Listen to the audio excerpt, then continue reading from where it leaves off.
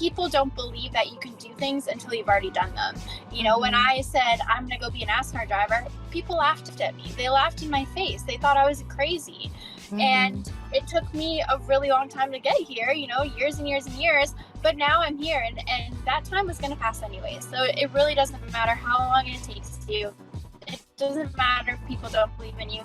You just have to believe in yourself. You can't expect others to believe that you can do it until you've already done it.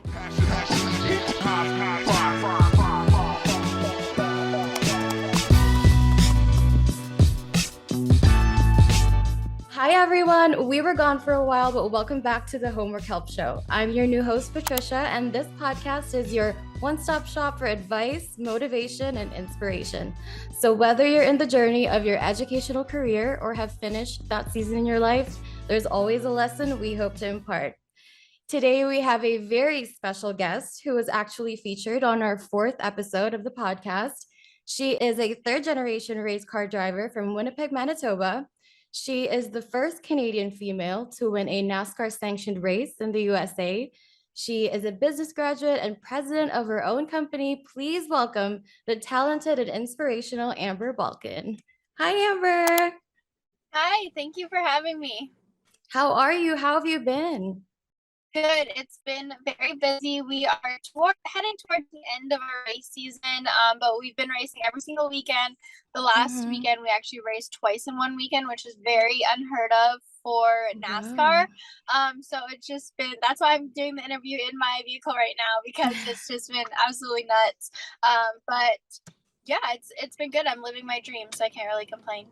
I love that. You know what? We're so appreciative that you took time to come back to our podcast. Are you still in Manitoba at the moment? No, so I'm from Winnipeg, Manitoba, but I actually live in North Carolina. This is my 6th year living here now. So how I like to describe it is, if you want to be a country music artist, you move to Nashville. Want to be an actress, you move to Hollywood. If you want to be a NASCAR driver, you move to North Carolina. This is where all the big shops are, the big teams are, and where the NASCAR headquarters is. Oh, so you've been there for 6 years. That's so exciting. What would you say would have been like the biggest changes that happened to you since you've been on the podcast? That was back in like 2019 when you were first in our podcast. 2019. Oh wow, yeah, a lot has changed. So since 2019, in 2019 I was working towards what I'm doing now. I was trying to find sponsorship. I wasn't having luck with sponsorship. That was right before COVID as well. And when COVID happened, I had found sponsorship to race, but then the sponsors wanted to back out because of the uncertainty with COVID. Thankfully, I kept at it. A year later, I found a sponsor big enough to race in NASCAR's Arca Menard series, which has always been my dream. So that for the last 8 years, I've been working towards racing in a national NASCAR series. And this is my first year racing in a national NASCAR series. So it's very exciting for me. I get to race the full season, all 20 races. I travel all over the USA, racing for my team, Red Jones Racing. My primary sponsor is Icon Direct, which is an RV parts manufacturer out of Manitoba, which I think is so cool, because I'm a Canadian driver. I have a Canadian co-owned team and also a Canadian sponsor. And I'm also the only Canadian driver in the series. So that's really special for me to kind of represent Canada in this national NASCAR series. And my car's red and white, so it's very Canadian. Yeah, but, really in theme. Yeah, exactly. But yeah, so the biggest difference was before, when you had me on, I was really working towards my dreams and my goals. Now I've finally kind of living it. Where I was working so hard. Yeah. But of course, as always, once you achieve one goal, you set a higher one. So absolutely. I just want to keep setting more goals and reaching them. But yeah, I'm extremely thankful and grateful that I never gave up, because now I'm here. Yeah, and it's so nice that you're working alongside other Canadians, even though you're in the US. That's so amazing, you know, having a piece of your hometown there with you. So yeah, we discussed like last time you were on the podcast how, you know, you learned you applied everything you learned in business school in regards to getting sponsors and securing business deals. I just wanted to ask, If you weren't a race car driver, what do you think you would be doing now, or what kind of business would you maybe put up? I think something that I would like to do when I do retire from racing is probably work with other drivers on the mental aspect of the sport or even the business aspect as well. Just how to, deal with sponsors, how to Hmm. keep your partners happy, how to, conduct yourself in interviews or with the media and branding, but also like I said, the mindset. I really have focused a lot this year on not only the physical aspect of the sport, but the mental aspect of the sport. And I truly believe that if you can be mentally strong and physically strong as an athlete, that's all that matters. And I think the mental is almost even more important than the physical because the mental is what gets you through it. And it's so important for your mindset walking into the race, to the start of the race, to mid race, to end of race, to after Hmm. the race. If there is a good race or a bad race, how you can come back from that and how you can shift your mindset and how you can find the positives and be able to assess yourself to, turn your weaknesses into strengths and just figure out how you can continually improve and get better because that's really what all doesn't matter if you're an athlete, a business person, a Hmm. doctor, a lawyer, you should always strive to get better. So I think self-assessment's huge on a performance standpoint, but also your mental standpoint as well. If you can be mentally strong and mentally there at all times, you're able to control all the other aspects. I love that you say that about mental strength and giving that advice because I wanted to ask you, like, for young women out there, because racing is such a male dominated sport, what would you say to young women who want to succeed in like any male dominated arena? I would say work on your mental toughness, honestly. And I think how you develop mental toughness is by doing hard things, putting yourself in difficult situations, stepping outside of your comfort zone, being disciplined. We don't, no one has motivation 24/7. Not everyone wants to go to the gym every day or wake up and do what they need to do. And that's when discipline comes into play. It's taking away that instant gratification for what you want in the future and what you want long term and actually achieving those goals. So I think it's super important to keep the promises that you make to yourself. If you say I'm gonna wake up every day at 9 or 7 or 5, whatever it be, then you have to do that. You have to show up as your best self and give it all your all every single day. And I think having discipline really helps cultivate confidence, and then Mhm. that confidence helps build mental strength. And I think that mental strength is probably one of the most important things in life and something that I don't think is really talked about enough. But Yeah. you are mentally strong, you're confident, you're confident in yourself, then everything else that happens, it's irrelevant. It doesn't matter if your coworkers or people or fans are saying anything negative about you because you know who you are. And I think that's really important when you're in a male dominated industry is to stay strong and know that you've earned your place. You work hard to be there. You've developed the skills needed. You're disciplined. You're focused. You're confident in yourself. So just keep working at being the best you can be in both the professional realm of things, in business, but also in individually as a person. Your personal development is huge, and whether that means working out, meditating, reading, whatever you need to do Mhm. to keep your mental state in a really positive place is super important. I love that. That's really amazing. It's not just like for women out there. It goes for anyone, really. Like show up and do the Everybody. work. Yep. Yeah. And I love that I asked you, like, what would you do if you were in a racer? And it was still kind of tied into racing because I really feel like that's your passion. You're a third generation racer. Would you say coming from a family of racers had more or fewer advantages? I would say more advantages because racing is a really hard sport to get into. Probably the number one question I get in DMs is, "How do I get into racing?"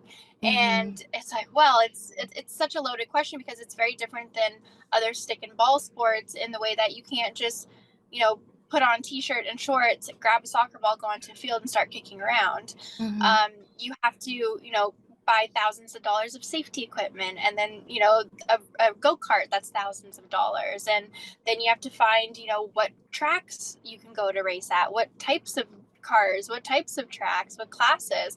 There's so many different forms of racing, different types of racing, and so many different ways to get into it. But the biggest obstacle is the financial aspect of it, and that's always been my biggest obstacle in racing, is finding the money to be able to do it. Where most sports, you can go to Walmart and buy a $20 soccer ball and a pair of shoes and you're good. Where with racing, unfortunately, it's not like that. So because I grew up in a racing family, it was an easier transition for me to be like, okay, well, my cousins race go-karts, so I already know how to get into go-karting, and my dad knows how to set up my go-kart. He's taught me how to clean bearings. He knows how to show me how to fix the chain, and what tire pressures to run. And of course, all of that has its advantages, having someone who's already knowledgeable in the field. But it doesn't go to say that you can't still be successful if you don't come from a racing family. Mm-hmm. No one in my family raced NASCAR. No one, they all raced. They were local dirt track racers. So when I decided to go from local dirt track racing as a hobby into NASCAR as a full-blown career, I knew nothing. I had to learn all of this. I didn't know what types of cars were the starting cars to get into NASCAR, or how much it cost, or what teams were good or teams were bad. There was so much trial and error and figuring out how to do it, that I don't want anyone to be discouraged if they are thinking about getting into racing, because you can do it. It's just, you got to work a little harder. Yeah. So you must have had some privilege in there, but you really took it a step further than anyone else in your family, and that's really commendable. I don't feel like a lot of people have that type of family support, and a lot of people, a lot of younger generation now, they're into different career paths, that doesn't necessarily mean going to school. So I wanted to ask, to young students, what would your advice be to those who want to pursue passions but don't have the support of their family? Yeah, that's a really great question.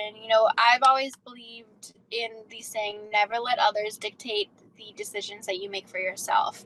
You need to do what's happy for yourself. If you do not pursue what sets you on fire, what you're excited and passionate about, and what you feel your purpose is, you will never be happy in life. You will never feel fulfilled, and you're never going to get to see what your potential is. And I think that's why we're here in this world, is to see what our potential can be. We should always be chasing our full potential. And I know it's hard when others don't support you, but the person that you're going to become pursuing this different path, or this difficult path, is going to build you into someone that you're truly proud of. And that is one of the best feelings you can get. And it's going to take a while for them to see that. And unfortunately, people don't believe that you can do things until you've already done them.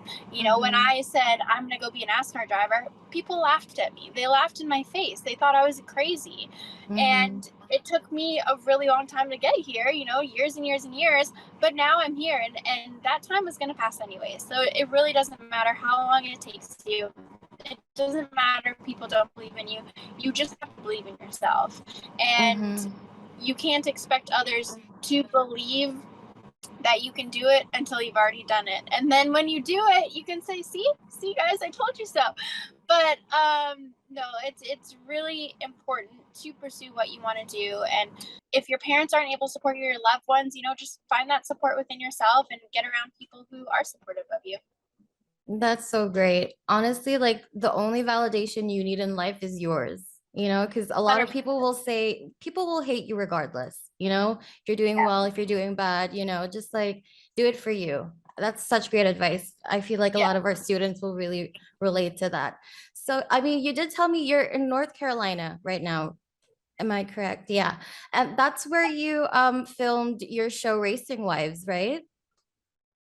What was it like? What was it like filming that? Because when we had you on the podcast, it hadn't aired yet, the show. What was that like? Yeah. Wow. So what was that like? Could you tell us about What what was the show? How was it? Yeah, so It was only one. We only did one season. We actually filmed it in 2017. I think it aired in Mm-hmm. 2019. And it was a whirlwind. It was very different. It was a lot of fun, but it was very stressful. I'm almost happy it didn't go to a second season because it was very stressful. Just um, having all these producers and people Mm-hmm. around you all the time. It's kind of Yeah. like you know swaying you in what to do and what to say, and then you have all these people judging you and commenting on you and things that might have not actually happened that way or were misconstrued or portrayed a certain way. So that aspect of it was a little stressful, but I'm happy now that I'm just getting to focus on racing, and I'm super thankful for that opportunity. It was a lot of fun. I got to experience things I would have never got to if it wasn't for the show. But I'm definitely enjoying where I'm at in life right now. Just Mm-hmm. being, racing every weekend and just being on TV on race weekends. Mm-hmm. So not the entertainment side anymore, because you were the only non-wife and like the only real racer in the show. Yeah. No, I do really enjoy TV. I think it would just have to be done a little differently. Mm-hmm. I would like to have a little bit more like control of what is shown on TV, or just a different kind of circumstance. But I do enjoy television and entertainment. It's fun, but I like racing a lot more. Mm-hmm. So you did tell me, you and your family, you all started from like dirt track racing. Since you transitioned into asphalt racing and doing that professionally, do you still have time or do you still take the time to do dirt track racing or no? Not really. We actually do have two races on dirt this year, which is really Mm-hmm. neat. So technically, yeah, I do still get two dirt races, but even dirt track racing costs a lot of money. So I would have to put extra money into dirt track racing. Where right now I'm just trying to develop my skills on pavement, and I'm really Mm-hmm. enjoying it. I love my team and all the different tracks we get to go to, and it requires a lot of time, a lot of effort, a lot of preparation. So I'm just focused on that right now. Okay, do you miss it? Like, because that's where you started. I mean, would you say that's where the passion started, like being on the dirt track? Yeah, it definitely started there, but I enjoy moving on to new chapters of my life and experiencing new things and new challenges. It's challenging in different ways. So, Mm-hmm. of course, there are parts of dirt track racing I miss, but right now I'm just living in the moment and enjoying what I'm doing right now. Mm-hmm. Love that for you.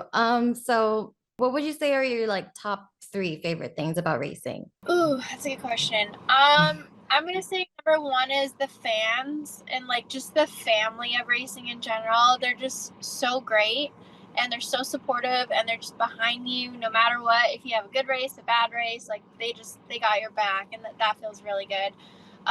Number two for me is just the feeling that I get in the car, being free.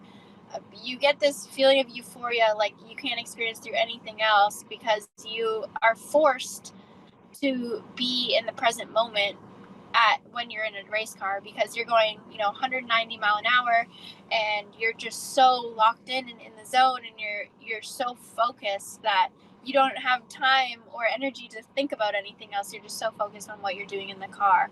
I think that's the part of it that I'm so addicted to, is just that Mm-hmm. feeling of freedom and presence and living in the moment, and just it I could call it my drug of choice. Like it's like a drug, A and it's just healthy like you drug. get this feeling, and you're addicted to it, and you're like, this is awesome. And I really love going fast. Third thing about racing is how challenging it is. Some days I hate how challenging it is. Other days I'm like, this is why I love it, because it is so challenging. And I think if you're not challenged, then it gets boring. And racing's never boring because you're Mm-hmm. constantly being challenged. And I think that is kind of what keeps pushing you forward, is that bit of challenge. Do you guys do like extra training outside of like in being in the race or like being in the car? Like what other things do you do to like prepare you for like a race, or like what kind of training do you do that doesn't really necessarily involve you like driving? I have a pretty constant training regimen. Essentially, I train with a driver specific trainer physically every day. So, like endurance, strength, cognitive training. So I Mhm. actually will do things like perception, like peripheral, different types of cognitive training, because so much is happening so fast in the cars, and we need Mhm. to be like, very alert, and our reaction time needs to be really fast. So cognitive training, physical training, and then I also utilize a system called iRacing, which they are direct replicas of each of the racetracks that we'll be going to. So I can actually go on the simulator and practice Mm. the track before getting to the track in real life. So that really helps learn the track, especially because this year I've never been to any of these tracks before. They're all brand new to me. So it really helps in preparing for these races. And then also, I work with driver coaches that will kind of give me pre-race notes and really kind of just deep dissect the track that we'll be going to. It's, characteristics, what I can expect, what I can expect the car to do, what it feels like, the speeds, everything there is to know about the track. So a lot of preparation goes into that, into each race, never mind, what my entire crew is doing in the shop to get the cars ready for the races. But it's a very extensive preparation during the week in order to get to the track and be ready for race day. I wanted to ask you too, like, you know how like other, like in sports, like some people have like their lucky jersey, or it's like some pre-sport rituals before, going in there. Do you have any like pre-rituals you do before getting on the racetrack? Yeah, the way I put my safety equipment on, I put it on the same way all the time. But I've had Mhm. extremely bad luck lately in racing, so I gotta switch something up. I'm not sure what we're switching up, but we gotta switch it up. Yeah, maybe something new. So Yeah. you're able to juggle so many things. You're being a race car driver, you're an influencer, president of your own company. How do you juggle so many responsibilities, and how do you make time for yourself? I would say my daily planner is my Mm-hmm. lifesaver. Like I write everything out in my planner. It just, or else I'll forget it. As Mm-hmm. far as making time for myself, that's something I struggle with a little bit.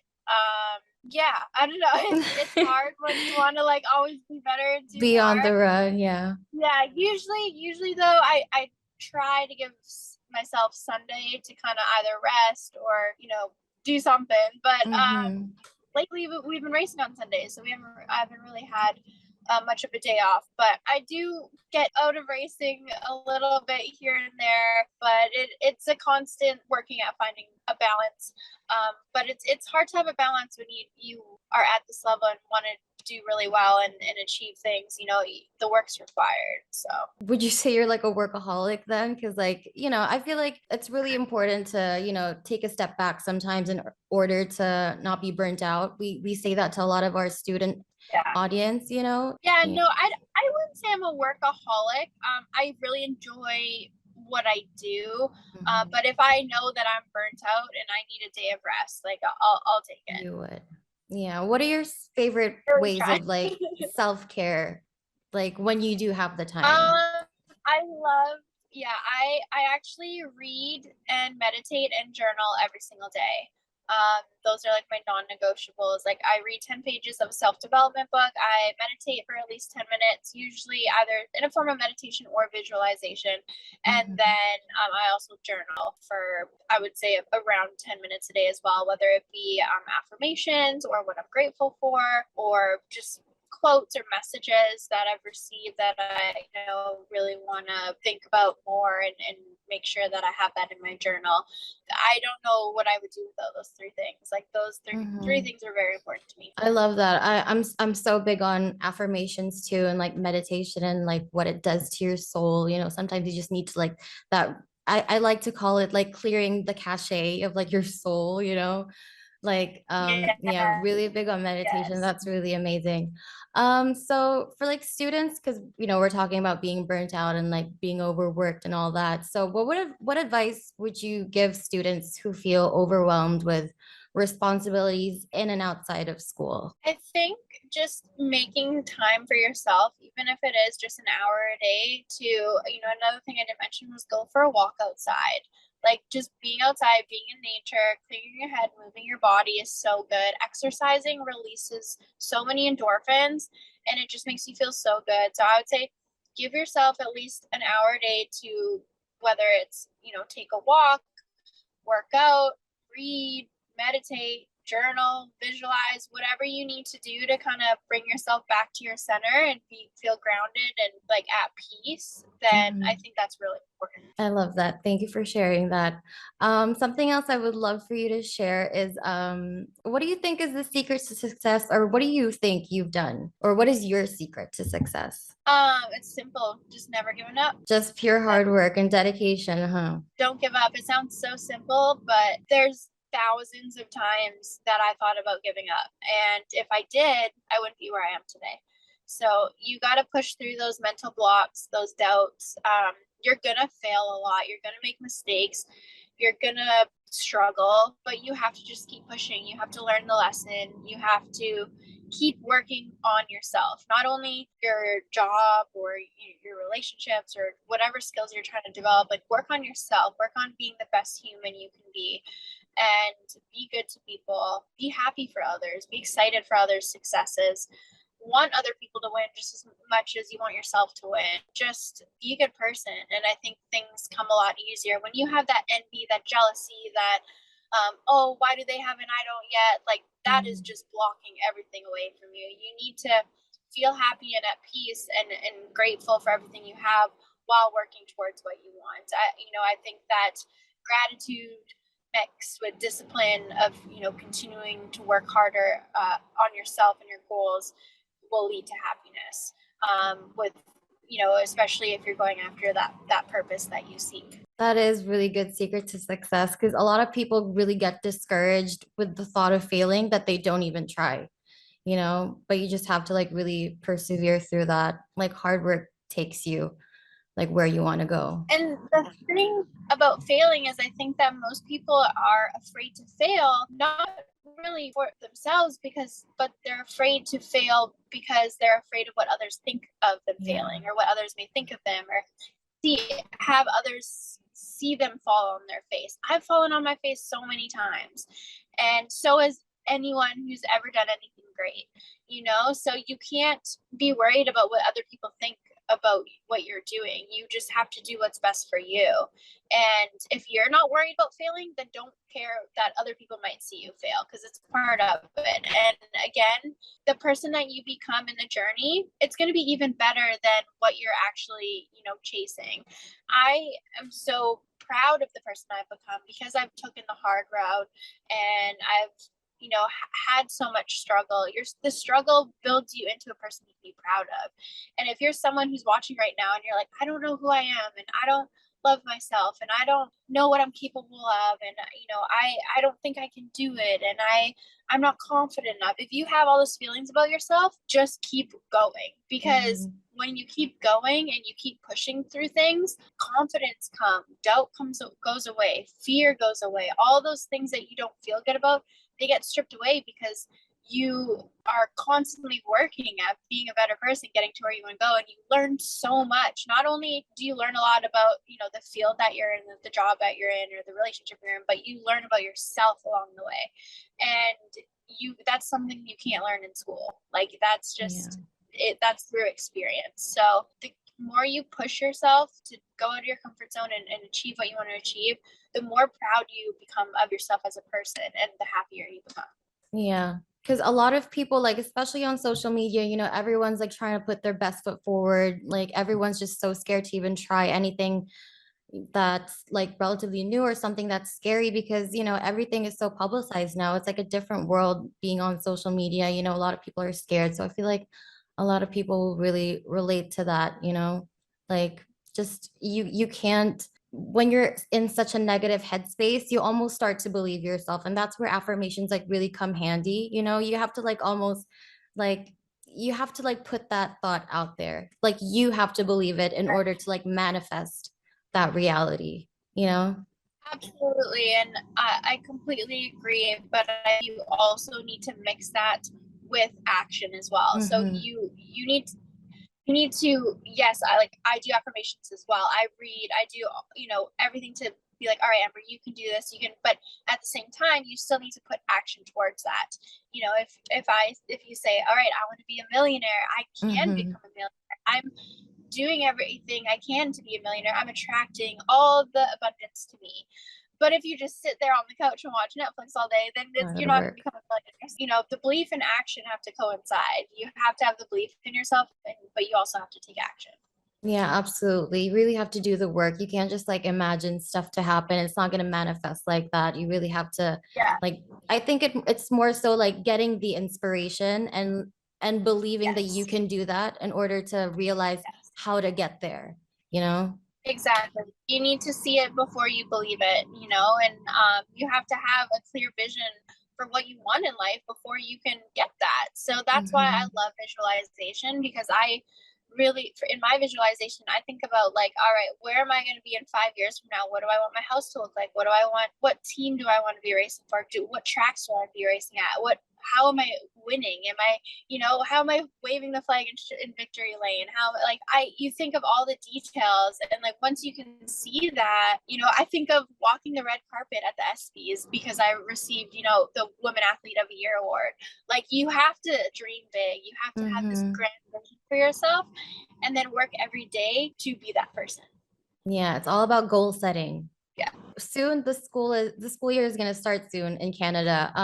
To all of our student listening right now to the podcast, is there anything you'd like to say to them as like advice, or like the school system we've had during COVID? It was very difficult. A lot of people were like doing, Zoom classes and everything. So for a lot of people and a lot of students all over the world, it's like their first time doing like face-to-face classes again.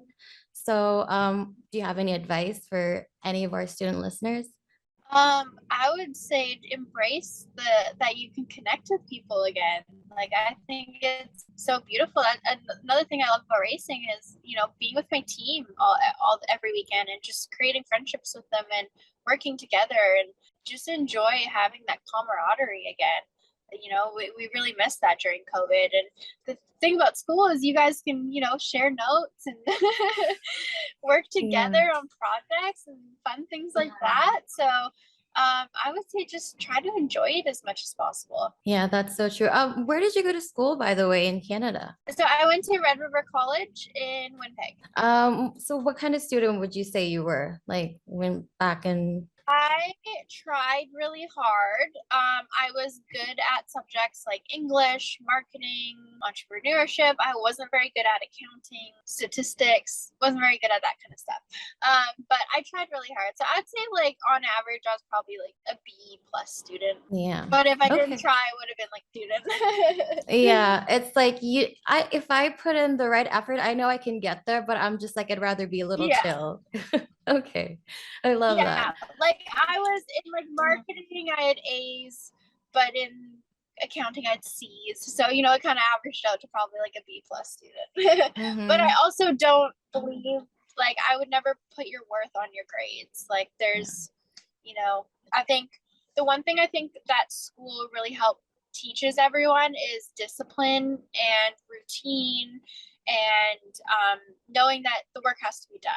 So, it makes you study, it makes you get your work done, it makes you work. But I don't think anyone should also ever like say, oh, I'm not good at school, so I'm not going to be good at life, because that's not true. Yeah, that's so true. Because a lot of people, like, you see people who didn't even finish school and go on to be successful people. It's not really like the basis of Exactly. like success or like how you're going to be able Not at to, all. yeah, but it does have a lot of like advantages to it, Absolutely. like it's still super important. I feel like a lot of the generation now that, they want to be like YouTubers, like influencers, but like, what would you say to like those people who like think school isn't necessary anymore? Well, we don't know how much longer this time of influencers is going to be around for. We really don't. Things are always changing, constantly changing, and you still need to have skills of some sort in the real world. I think one thing, if I could go back to school, that I would change is, instead of studying to memorize things for tests, I would study to learn. I love learning now, and I wish that I had this mindset of being excited to learn when I was in school, because I think sometimes with school you get so focused on just having to pass a test that you forget to actually care about the material that you're learning and like actually genuinely want to learn it and understand it and take memory of it. I think that would be my advice. Like, I know if I would go back, I wish I would just want to learn things more from a place of understanding things rather than just memorizing them so I can get good grades on the test. Yeah, for the sake of passing. Because like learning never stops. You think learning stops after No, school. It doesn't. You just it and it's like doesn't. when you grow up, you realize, yeah, like you really want to learn more. You want to grow as an individual. You want to constantly like learn new things. And like as students, you don't really like have that mindset yet. Cause yeah, a lot of it is like do this to pass or like, do this for good grades. So Yeah. yeah, that is really good But in advice for life, you students. don't ever stop learning. Like, I used to have that mindset too, where I'm like, okay, well, once I'm done school, I don't have to read anymore. I don't have to Mm-hmm. learn anymore. But realistically, no, whatever field of work you go in, you to be the best in that field requires constant learning. Mm-hmm. I am constantly learning about racing. There are NASCAR Cup Series champions that are still constantly learning about racing. That to be the best at whatever you want to be requires constant learning. Know that when you're done school, it's not going to stop. That's so true. We know that you serve as an influence to so many, but who would you say is the most influential person in your life? So the most influential person in my life, I would say, is Andy Frisella. He is the CEO of one of the companies that sponsor me, First Form. He has his own podcast, his own books. He created a program called 75 Hard, which is a mental toughness program that I completed last year. And overall, the last 8 years I've been following him, I think he's had the probably greatest influence and impact on helping me achieve what I've achieved. He's not like a personal best friend or anything. He's just someone like Tony Robbins, or someone who's really good at helping change people's lives. So I would say him, and then also my parents are just super supportive, and I'm really lucky to have them. Oh, that is so sweet. So what is next for you in your career? Like, what are your next goals? Like, what are your next plans? Like, what can we expect, like, as your fans? Like, what can we see from you in like the next few years? Well, I hope to become the first female to win a national NASCAR ARCA Series race. So that's number one on the list. But yeah, I think I have no plans of slowing down anytime soon. So I would say just climbing the NASCAR ranks, and we'll see what else things bring. Absolutely. Like you've grown so much from when we last had you on the podcast. Like I don't doubt that you will blow up even more. And like you said, you have goals and you set your goals and you work towards them. So I don't really doubt that you'll achieve that. So I want to wish you good luck on that. Thank you. Thank you so much, and I appreciate you having me on the show again. Yeah, so yeah, that pretty much wraps up our podcast. Thank you once again for taking the time to inspire our audience and coming back on the podcast. We wish you the best and good luck on all that you do. Do you have any like socials that you want to plug or like events? Where can people see you? Yeah, for sure. That you can follow me at Amber Balcaen 10 on Facebook, Instagram, Twitter, TikTok. So it's AmberBalcaen 10. All right. So I just want to say thank you as well to our amazing listeners. We will be sharing links to Amber's social media down in the description. And if you haven't listened to Amber's first episode on the podcast, be sure to listen to that as well. I'll be linking that down below as well. Follow us on Instagram at Homework Help Global. We're also on Facebook, Twitter, TikTok. That's also at Homework Help Global. Don't forget to like, comment, subscribe to our YouTube channel. And thank you again so much, Amber, for being here. We appreciate it. Thank you for having me. Okay. Bye. Have a good day. You as well. Bye.